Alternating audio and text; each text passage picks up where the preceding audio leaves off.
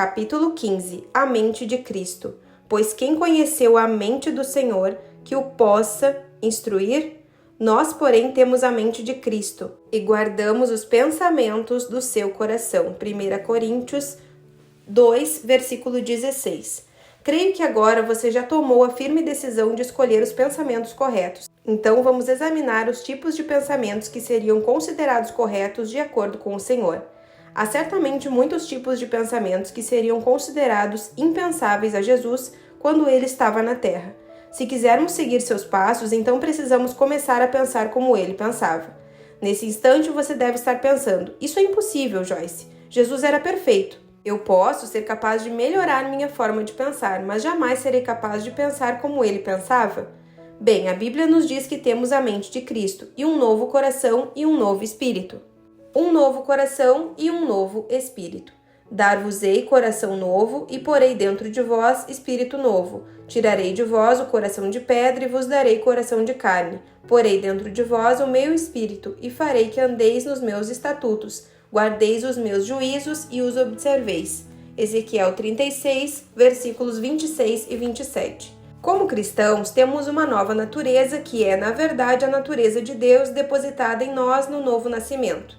Podemos ver nessa passagem que Deus sabia que se tínhamos de prestar atenção às suas ordenanças e caminhar em seus estatutos, Ele teria de nos dar seu espírito e um novo coração. Romanos 8:6 fala da mente da carne e da mente do espírito, e nos diz que a morte é resultado de se seguir a mente da carne e a vida é o resultado de seguir a mente do espírito. Faríamos um tremendo progresso simplesmente aprendendo a discernir entre vida e morte. Se alguma coisa está lhe ministrando morte, não continue a fazer isso. Quando certas linhas de pensamento o enchem de morte, você sabe imediatamente que essa não é a mente do espírito. Para ilustrar, vamos dizer que eu esteja pensando em uma injustiça que sofri por causa de outra pessoa e comece a ficar irritada. Começo a pensar no quanto não gosto daquela pessoa. Se eu for perspicaz, notarei que estou sendo cheia de morte. Estou ficando irritada, tensa, estressada. Posso até mesmo estar experimentando desconforto físico, dor de cabeça, dor de estômago e fadiga inexplicável. Podem ser fruto da forma errada de pensar. Por outro lado, se eu estiver pensando em como sou abençoada e em como Deus tem sido bom para mim, também perceberei que estou sendo cheia com vida. É muito útil que um crente aprenda a discernir vida e morte dentro dele. Jesus tomou as providências para que fôssemos cheios de vida, colocando sua mente em nós. Podemos escolher fluir na mente de Cristo. Nas próximas páginas desse capítulo, há uma lista de coisas a fazer para que possamos fluir na mente de Cristo. 1. Pense positivamente. Andarão dois juntos, se não houverem entre eles acordo?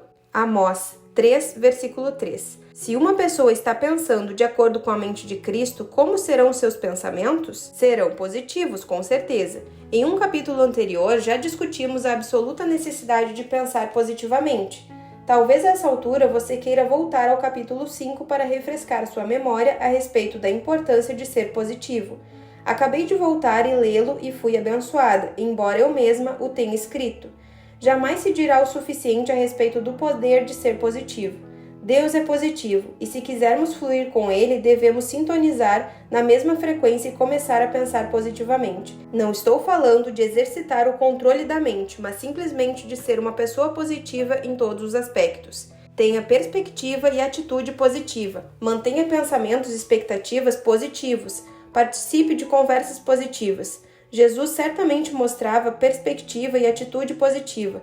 Ele suportou muitas dificuldades, incluindo ataques pessoais, mentiras sobre ele, abandono por seus discípulos quando mais precisava deles. Foi escarnecido, foi solitário, mal compreendido e inúmeras outras coisas desencorajantes. Apesar disso, em meio a todas essas coisas negativas, ele permaneceu positivo. Ele sempre tinha um comentário edificante, uma palavra encorajadora. Ele sempre deu esperança a todos de quem se aproximou. A mente de Cristo em nós é positiva, portanto, sempre que nos tornamos negativos, não estaremos operando com a mente de Cristo. Milhões de pessoas sofrem de depressão e realmente não penso que seja possível alguém estar deprimido sem ser negativo, a menos que a causa seja médica.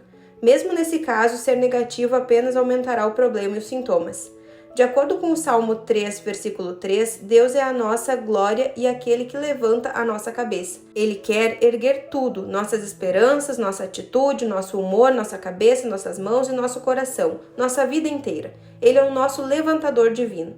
Deus quer nos levantar e o diabo quer nos empurrar para baixo. Satanás usa os eventos negativos e as situações da nossa vida para nos deprimir. A definição do dicionário da palavra deprimir é abater no espírito, entristecer. De acordo com o dicionário Webster, alguma coisa que está deprimida está afundada abaixo da região circundante, vazio.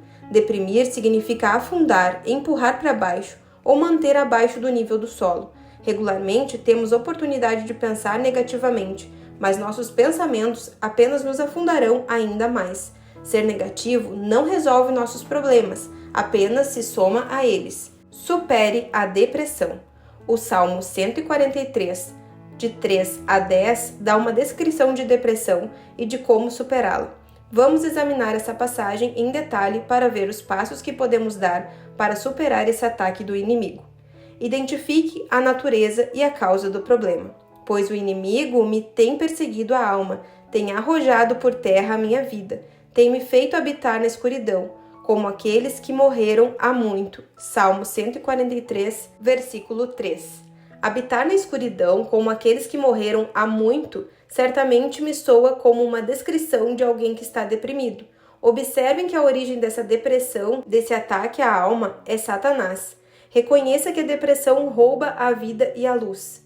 Por isso, dentro de mim esmorece o meu espírito e o coração se vê perturbado. Salmo 143, 4. A depressão oprime a liberdade espiritual e o poder de uma pessoa. Nosso espírito é poderoso e livre. Portanto, Satanás procura oprimir esse poder e liberdade, enchendo nossa mente com escuridão e sombra. Por favor, perceba que isso é vital para resistir o sentimento chamado depressão. Imediatamente após sentir sua chegada, quanto mais lhe for permitido permanecer, mais difícil será resistir. Lembre-se dos bons tempos. Lembro-me dos dias de outrora, penso em todos os teus feitos e considero nas obras das tuas mãos. Salmo 143, 5. Nesse versículo vemos a resposta do salmista à sua situação. Lembrar, meditar e refletir são funções da mente. Ele obviamente sabe que seus pensamentos afetarão seus sentimentos. Então ele se torna ocupado pensando sobre coisas que o ajudarão a superar o ataque à sua mente. Louve ao Senhor em meio ao problema. A ti levanto as mãos, a minha alma anseia por ti, como terra sedenta. Salmo 143, 6.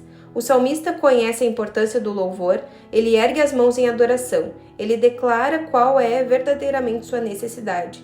Ele precisa de Deus. Apenas Deus pode fazê-lo sentir-se satisfeito. Muito frequentemente, quando as pessoas ficam deprimidas é porque elas precisam de alguma coisa e procuram no lugar errado, o que apenas aumenta seu problema.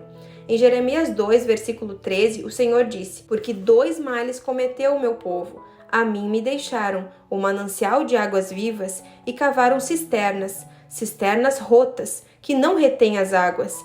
Apenas Deus pode saciar uma alma sedenta. Não se engane pensando que qualquer coisa pode satisfazê-lo inteira e completamente. Correr atrás da coisa errada sempre o deixará desapontado e o desapontamento abre a porta para a depressão.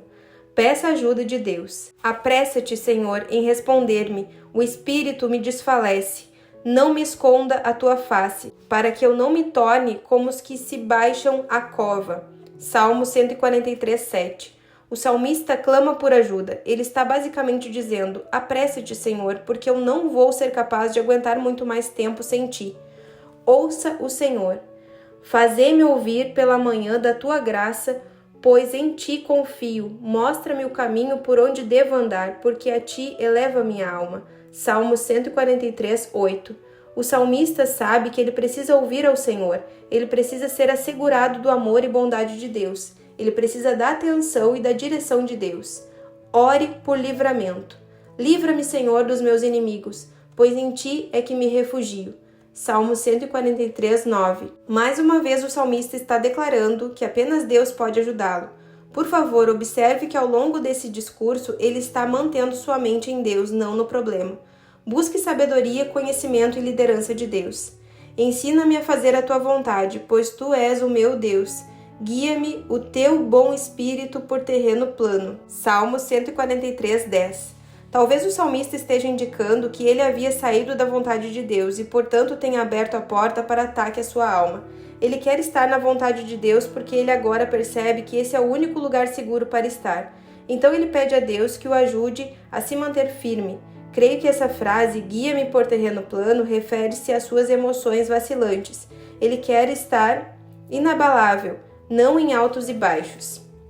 Use suas armas, porque as armas da nossa milícia não são carnais, e sim poderosas em Deus para destruir fortalezas, anulando sofismas, e toda altivez que se levante contra o conhecimento de Deus, e levando cativo todo o pensamento à obediência de Cristo. 2 Coríntios 10, versículos 4 e 5. Satanás usa a depressão para arrastar milhões no poço da escuridão e desespero. O suicídio frequentemente é resultado da depressão.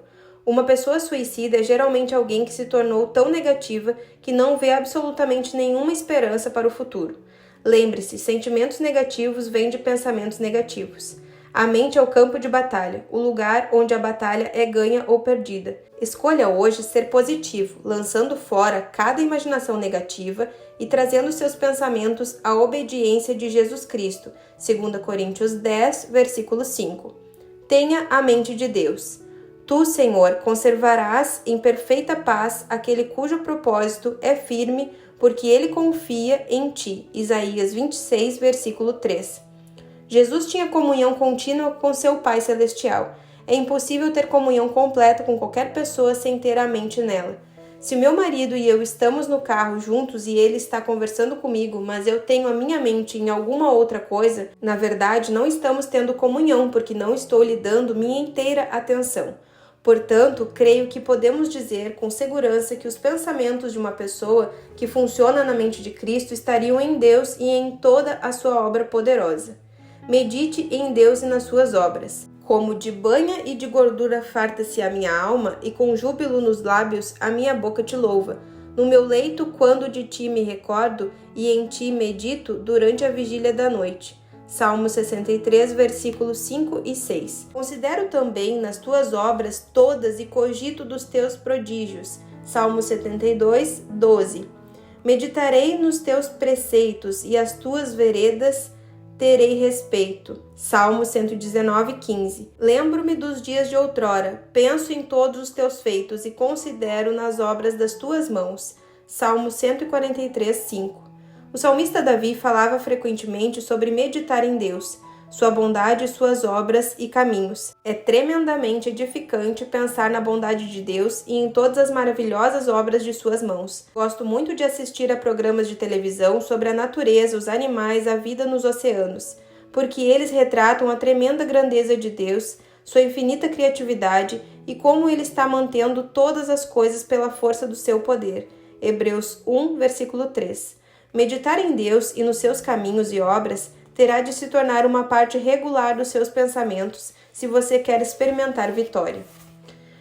Uma das minhas passagens bíblicas favoritas é o Salmo 17,15, no qual o salmista diz ao Senhor: Eu, porém, na justiça contemplarei a tua face. Quando acordar, eu me satisfarei com a tua semelhança. Tive muitos dias infelizes porque começava pensando sobre todas as coisas erradas no instante em que acordava toda manhã. Posso dizer com certeza que tenho estado completamente satisfeita desde que o Espírito Santo está me ajudando a funcionar na mente de Cristo, que está em mim. Ter comunhão com Deus cedo de manhã é uma forma segura de começar a desfrutar a vida. Tenha comunhão com Deus. Se eu não for, o Consolador não virá para vós outros. Se, porém, eu for, eu vô-lo enviarei. João 16, versículo 7. Essas palavras foram ditas por Jesus pouco antes da sua partida para o céu, onde ele está sentado à mão direita do Pai na glória. É óbvio a partir dessa passagem que a vontade de Deus é que estejamos em comunhão íntima com Ele. Nada está mais próximo de nós do que nossos pensamentos. Portanto, se enchermos nossa mente com o Senhor, isso o trará à nossa consciência e começaremos a desfrutar uma comunhão com Ele que trará alegria, paz e vitória à nossa vida diária. Ele está sempre conosco como prometeu que estaria. Mateus 28, 20 e Hebreus 13, 5. mas não estaremos conscientes da sua presença a menos que pensemos a respeito dele. Posso estar em um cômodo com alguém e, se tiver a minha mente em uma porção de outras coisas, posso ir embora sem mesmo me dar conta de que uma pessoa estava lá. É dessa forma que acontece com nossos privilégios de comunhão com o Senhor. Ele está sempre conosco, mas precisamos pensar nele para estarmos conscientes da sua presença. Tenha em mente, Deus me ama, e nós conhecemos e cremos no amor que Deus tem por nós. Deus é amor, e aquele que permanece no amor permanece em Deus, e Deus nele. 1 João 4,16. Tenho aprendido que a mesma coisa que é válida para o amor de Deus é válida para a sua presença. Se jamais meditamos em seu amor, não o experimentaremos. Paulo orou em Efésios 3 para que as pessoas experimentassem o amor de Deus por elas mesmas. A Bíblia diz que ele nos amou, mas quantos dos filhos de Deus ainda não têm a relação no tocante ao amor de Deus? Lembro-me de quando iniciei os ministérios Life in the Word. Na primeira semana em que eu deveria dirigir o encontro, perguntei ao Senhor o que ele queria que eu ensinasse, e ele me respondeu: diga ao meu povo que eu o amo. Ele sabe disso, eu disse. Eu quero ensinar-lhe alguma coisa realmente poderosa, não uma lição de escola dominical sobre João 3,16. O Senhor me disse: poucos do meu povo sabem quanto eu os amo. Se eles soubessem, agiriam de modo diferente. Quando comecei a estudar o assunto de receber o amor de Deus, percebi que eu mesma estava em desesperada necessidade. O Senhor me conduziu em meu estudo para 1 João 4,16, que afirmava que deveríamos estar conscientes do amor de Deus. Isso significa que deveria ser alguma coisa sobre o que devemos estar ativamente conscientes. Eu tinha um tipo de entendimento vago, inconsciente de que Deus me amava, mas o amor de Deus é uma força poderosa em nossa vida, que nos conduzirá por meio das mais difíceis provações à vitória. Em Romanos 8,35, o apóstolo Paulo nos exorta: quem nos separará do amor de Cristo? Será tribulação, ou angústia, ou perseguição, ou fome, ou nudez, ou perigo, ou espada? Então, no verso 37, ele continua dizendo: em todas essas coisas, porém, somos mais que vencedores, por meio daquele que nos amou. Estudei esse assunto por um longo tempo e me tornei consciente do amor de Deus por mim ao pensar sobre o seu amor e confessá-lo em voz alta. Aprendi versículos sobre o amor de Deus e meditei neles e os confessei com a minha boca. Fiz isso por meses, e o tempo todo a revelação do seu amor incondicional por mim foi se tornando mais e mais uma realidade para mim. Agora seu amor me é tão real que até mesmo em tempos difíceis sou confortada pelo conhecimento consciente de que ele me ama e que eu não mais tenho de viver com medo. Não tenha medo. No amor não existe medo, antes o perfeito amor lança fora o medo. 1 João 4,18. Deus nos ama perfeitamente, exatamente como somos. Romanos 5, versículo 8, nos diz que Deus prova o seu amor para conosco pelo fato de ter Cristo morrido por nós, sendo nós ainda pecadores. Crentes que operam de acordo com a mente de Cristo não vão pensar sobre como eles são horríveis. Eles terão pensamentos baseados na retidão. Você deveria ter uma conscientização de retidão, meditando regularmente sobre quem você é em Cristo. Seja consciente da justiça, não consciente do pecado. Aquele que não conheceu o pecado, ele o fez pecado por nós, para que nele fôssemos feitos justiça de Deus. 2 Coríntios 5, versículo 21. Muitos crentes são atormentados por pensamentos negativos a respeito deles mesmos. Pensamentos sobre como Deus deve ser tão desagradável por causa de todas as suas fraquezas e falhas. Quanto tempo você desperdiça vivendo debaixo da culpa e da condenação? Observe que eu disse quanto tempo você desperdiça, porque isso é exatamente o que todo tipo de pensamento é, um desperdício de tempo. Não pense sobre como você era horrível antes de ter vindo a Cristo. Em vez disso, pense sobre como você foi feito justiça de Deus nele. Lembre-se, pensamentos se transformam em ações. Se você quer se comparar, você deve mudar sua forma de pensar primeiro. Continue pensando em como você é horrível e você apenas agirá de maneira pior. Cada vez que um pensamento negativo, condenatório vier à sua mente, lembre-se de que Deus o ama, que você foi feito à semelhança da justiça de Deus em Cristo. Estamos mudando para melhor o tempo todo. Cada dia você está crescendo espiritualmente. Deus tem um plano grandioso para a sua vida. Essas são verdades sobre as quais você deve pensar. Isso é o que se espera que você esteja fazendo com a sua mente.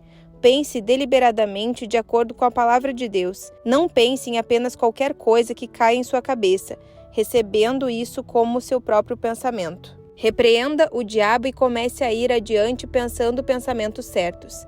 Tenha uma mente exortativa, ou que exorta, faça-o com dedicação. Romanos 12, versículo 8. A pessoa com a mente de Cristo tem pensamentos positivos, enriquecedores, edificantes sobre outras pessoas, como também sobre si mesmas e suas próprias circunstâncias. O ministério de exortação é grandemente necessário no mundo de hoje. Você jamais exortará alguém com suas próprias palavras se não tiver primeiro pensamentos bondosos para com a tal pessoa. Lembre-se de que qualquer coisa que estiver em seu coração sairá de sua boca. Tenha algum pensamento amoroso de propósito. Envie pensamentos de amor a outras pessoas. Diga-lhes palavras de encorajamento. O Dicionário Expositivo de Palavras do Novo Testamento, Divine, define a palavra parakaleo, que é traduzida por exortar, como, em primeiro lugar, chamar uma pessoa, para o lado, kaleo, chamar, admoestar, exortar, instar com alguém para buscar algum curso de conduta. Interpreto essa definição como caminhar junto com uma pessoa, para que ela continue perseguindo um modo de ação. O dom ministral de exortação, em Romanos 12, 8, pode prontamente ser visto naqueles que o têm. Eles estão sempre dizendo alguma coisa encorajadora ou edificante para todos. Alguma coisa que faz os outros se sentirem bem e os encoraja a continuar. Nem todos nós podemos ter o dom ministral de exortação, mas qualquer um pode aprender a ser encorajador. A regra simples é: se não é bom, então não pense ou diga. Todos já têm problemas suficientes. Não precisamos contribuir para seus problemas derrubando-os. Deveríamos edificar uns aos outros em amor. Efésios 4, 29. Não se esqueça, o amor sempre acredita no melhor de cada um. 1 Coríntios 13, versículo 7.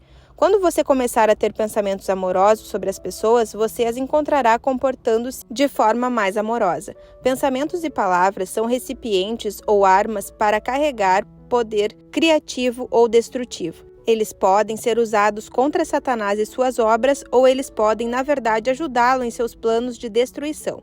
Vamos dizer que você tem um filho com alguns problemas de comportamento e definitivamente precisa mudar.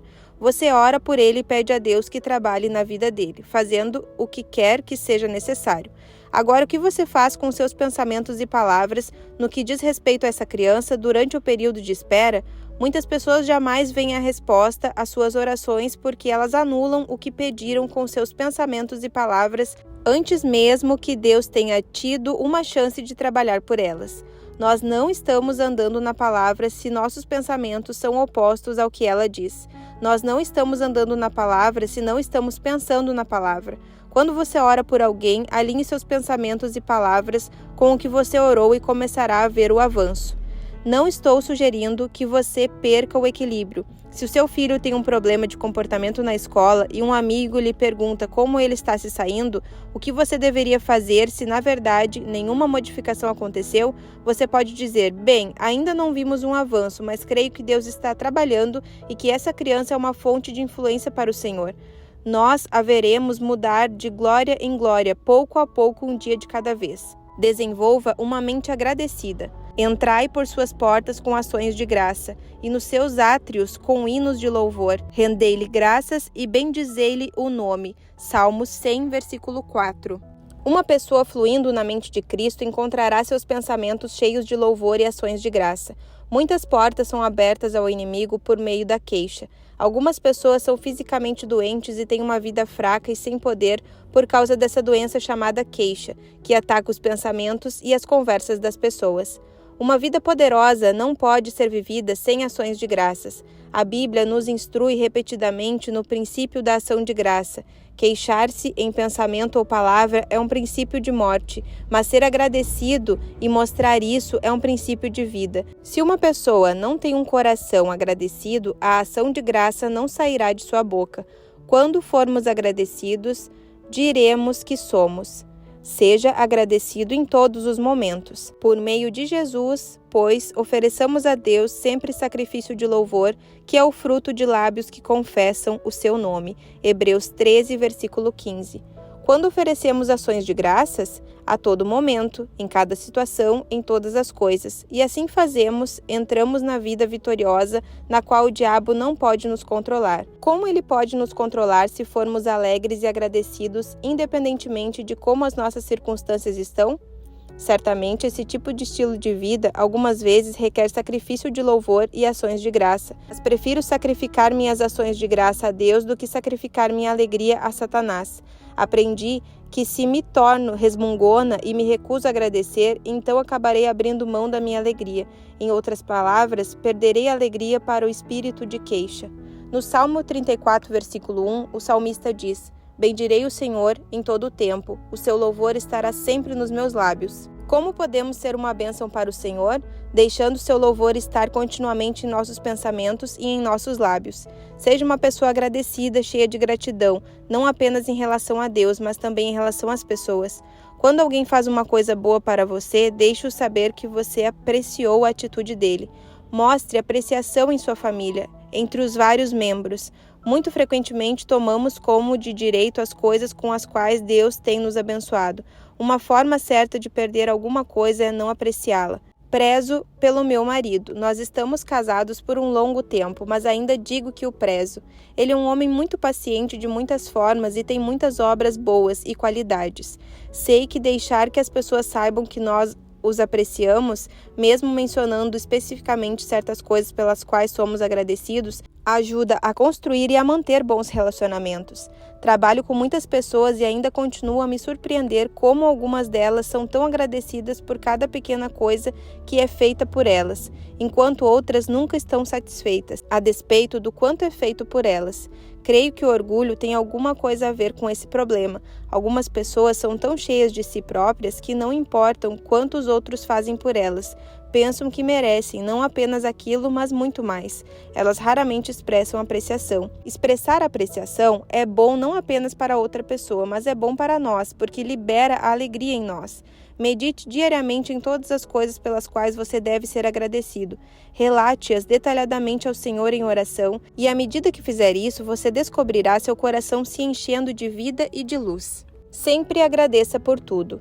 E não vos embriagueis com vinho no qual há dissolução, mas enchei-vos do Espírito, falando entre vós, com salmos, entoando e louvando de coração ao Senhor com hinos e cânticos espirituais, dando sempre graças por tudo a nosso Deus e Pai, em nome de nosso Senhor Jesus Cristo. Efésios 5, versículos de 18 a 20. Que poderoso conjunto de versículos! Como podemos ficar cheios do Espírito Santo? Falando com nós mesmos ou com os outros em salmos e hinos e cânticos espirituais. Em outras palavras, mantendo nossos pensamentos e palavras cheios da palavra de Deus, louvando sempre e dando graças por tudo. Tenha a mente da palavra. Também não tendes a sua palavra permanente em vós, porque não credes naquele a quem ele enviou. João 5, versículo 38. A palavra de Deus são os seus pensamentos escritos em papel para o nosso estudo e consideração. Sua palavra é como ele pensa sobre cada situação e sobre cada assunto. Em João 5,38, Jesus estava criticando severamente alguns descrentes. Vemos nessa tradução que a palavra de Deus é a expressão de seus pensamentos e que as pessoas que querem crer e experimentar todos os bons resultados de crer devem permitir que a palavra dele seja uma mensagem viva no coração delas. Consegue-se isso pela meditação na palavra de Deus. Os pensamentos dele podem se tornar nossos pensamentos, a única forma de desenvolver a mente de Cristo em nós. A Bíblia, em João 1,14, diz que Jesus era a palavra feita carne. Isso não teria sido possível se sua mente não estivesse cheia da palavra de Deus continuamente. Meditar na palavra de Deus é um dos mais importantes princípios de vida que podemos aprender. O Dicionário Expositivo das Palavras do Novo Testamento, Devine, definiu as duas palavras gregas traduzidas como meditar na seguinte maneira: cuidar, atender, praticar, ser diligente, praticar no sentido principal da palavra, refletir, imaginar, premeditar. Outra fonte acrescenta sussurrar ou murmurar. A definição: Não posso enfatizar de forma suficientemente firme toda a importância desse princípio. Eu o chamo de princípio de vida, porque meditar na palavra de Deus ministrará vida a você e, enfim, aos que estão à sua volta. Muitos cristãos têm se tornado temerosos da palavra meditar por causa das práticas de meditação das religiões pagãs e ocultistas. Mas insisto que você se lembre de que Satanás jamais teve a ideia original.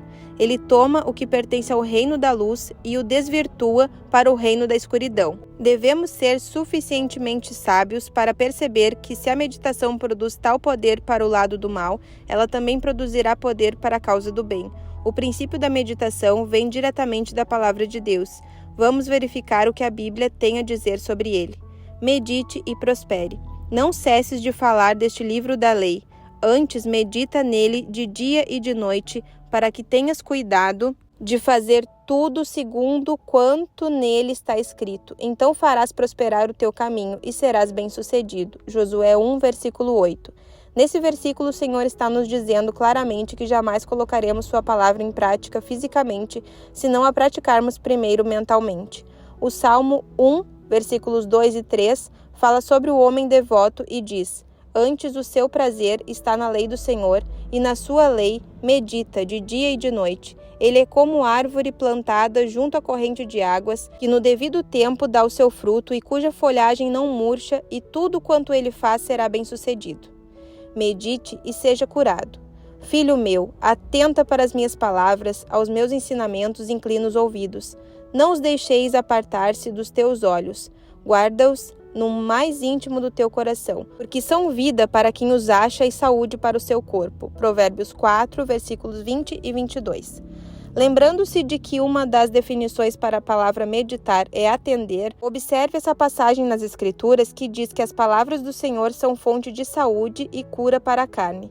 Meditar a palavra de Deus em nossa mente certamente afetará nosso corpo físico. Minha aparência mudou nos últimos 18 anos. As pessoas me dizem que eu pareço ser pelo menos 15 anos mais nova hoje do que parecia quando comecei a estudar diligentemente a palavra e fazê-la o foco central da minha vida inteira. Ouça e escolha. Então lhes disse: atentai no que ouvis. Com a medida com que tiverdes medido, vos medirão também, e ainda se vos acrescentará. Marcos 4, versículo 24. Esse princípio é como o de semear e colher. Quanto mais semeamos, mais colheremos à época da colheita. O Senhor está dizendo em Marcos 4, 24, que quanto mais tempo colocarmos na meditação e estudo da palavra que ouvimos, mais extrairemos dela. Leia e ceife. Pois nada está oculto senão para ser manifesto, e nada se faz escondido senão para ser revelado. Marcos 4, versículo 22. Esses dois versos juntos estão nos dizendo que a palavra tem escondido nela tremendos tesouros, segredos poderosos que Deus quer nos revelar. Eles são revelados àqueles que refletem, estudam, pensam, praticam mentalmente e sussurram a palavra de Deus. Sei, como professora da palavra de Deus, a verdade desse princípio. Parece que não há fim para o que Deus pode me mostrar em um versículo das Escrituras. Eu estudo uma vez e observo uma coisa, e outra vez vejo alguma coisa nova que não havia notado antes. O Senhor continua revelando seus segredos àqueles que são diligentes a respeito da palavra. Não seja o tipo de pessoa que sempre quer viver à custa da revelação de outra pessoa. Estude a palavra e permita que o Espírito Santo abençoe sua vida com a verdade. Eu poderia continuar infinitamente nesse assunto de meditar na palavra de Deus. Como eu disse, é uma das coisas mais importantes que podemos aprender a fazer. O dia inteiro, enquanto você resolve seus assuntos diários, peça ao Espírito Santo que o lembre de certas passagens. Então você poderá meditar nelas. Você ficará surpreso com a quantidade de poder que essa prática liberará em sua vida. Quanto mais você meditar na palavra de Deus, mais você será capaz de extrair da sua força em tempos de dificuldade. Lembre-se, o poder para praticar a palavra vem da prática de meditar nela. Receba e acolha a palavra. Portanto, despojando-vos de toda impureza e acúmulo de maldade, acolhei com mansidão a palavra em vós, implantada, a qual é poderosa para salvar a vossa alma. Tiago 1, versículo 21. Vemos nessa passagem que a palavra tem o poder de nos salvar de uma vida de pecado, mas apenas se a recebermos e acolhermos, a implantarmos e a enraizarmos em nosso coração. Essa implantação e esse enraizamento ocorrem mediante a observação da palavra de Deus, tendo em nossa mente mais do que qualquer outra coisa. Se meditarmos em nossos problemas todo o tempo, nos enraizaremos neles mais profundamente. Se meditarmos no que está errado conosco ou com os outros, nos tornaremos mais profundamente convencidos do problema e jamais veremos a solução. É como se houvesse um oceano de vida à nossa disposição e o instrumento que nos é dado para movê-lo é o estudo diligente e a meditação na palavra de Deus. Escolha a vida, porque o pendor da carne dá para a morte, mas o do Espírito para a vida e paz. Romanos 8, versículo 6. Chamar sua atenção outra vez para Filipenses 4:8 parece ser uma boa maneira de encerrar essa parte do livro. Finalmente, irmãos, tudo que é verdadeiro, tudo que é respeitável, tudo que é justo, tudo que é puro, tudo que é amável, tudo que é de boa fama, se alguma virtude há e se algum louvor existe, seja isso que ocupe o vosso pensamento. A condição em que sua mente deveria estar é descrita nessa passagem. Você tem a mente de Cristo, comece a usá-la. Se ele não pensa em alguma coisa, você também não deverá pensar. É por meio dessa contínua vigilância aos seus pensamentos que você começa a levar todo pensamento cativo à obediência de Jesus Cristo. 2 Coríntios 10, versículo 5. O Espírito Santo é rápido em lembrar-lhe se a sua mente estiver começando a levá-lo na direção errada. Então a decisão é sua. Você fluirá na mente da carne ou na mente do Espírito? Uma conduz à morte e outra à vida. A escolha é sua. Escolha, pois, a vida.